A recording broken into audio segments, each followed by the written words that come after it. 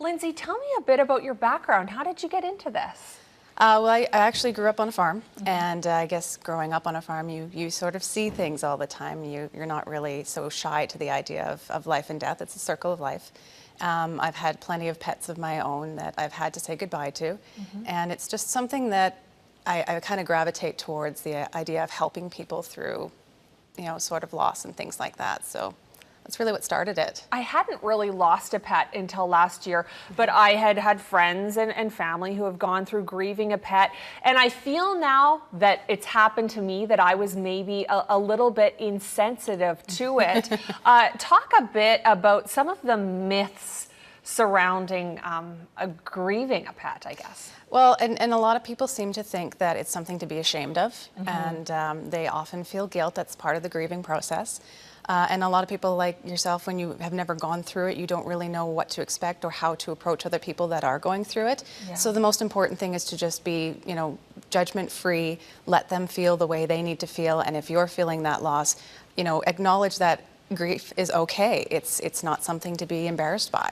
No, a lot of pets are family members to people, and they've been in people's lives for years and years, sometimes upwards of 20 years. It can't be easy to say goodbye like that. So what happens in a typical counseling session if someone's seeing you? So we'll go through basically what does that pet mean to you if you've already lost a pet, and I'll do services such as pre and post. So if you're thinking about maybe having to put a pet down, if you have to give a pet up, if you've actually lost a pet, it's run away or something like that, we'll talk about what's led up to the situation that you're currently in.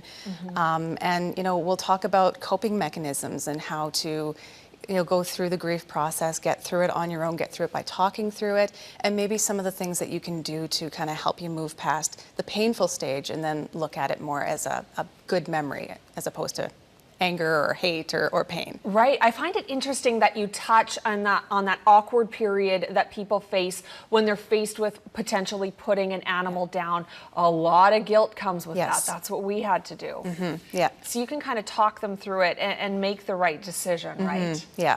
Let's talk a bit about your affiliation with the Saskatoon SPCA. You're connected with them, and you have legitimate training in this field. I do. It's a course that is taken in the United States. There is an Association for Pet Loss and Bereavement. It's about a 6-week course, and it's incredibly intense.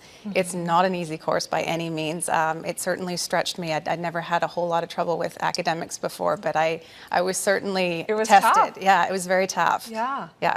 And you say there's other support groups out there. I see you wrote here cat book, yes.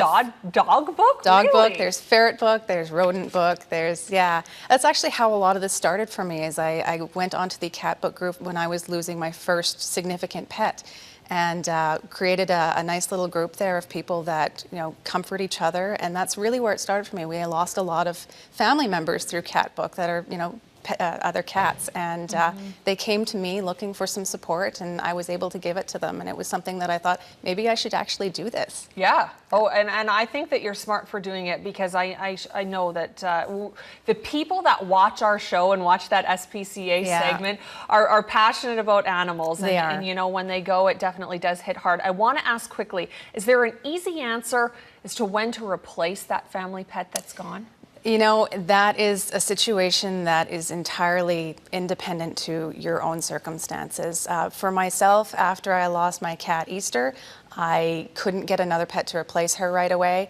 After I lost my cat Kids, I immediately went out and rescued another cat that very afternoon, because I just... And that maybe helped? It absolutely did. It was one of those situations where it was like, we've lost a life, we're going to save another life at this particular time. Lindsay, thanks so much for coming in this morning. And if you want to learn more about the services that Lindsay Greek offers as a pet grief counselor, you can find her easiest way on your Facebook page, Lindsay? My Facebook page, I'm on Twitter. Facebook's probably the easiest way to get a hold of me. Or through the Saskatoon SPCA as well. It's Lindsay Greek, professional pet loss and bereavement counselor. Pleasure chatting with you. Thank you, Lisa.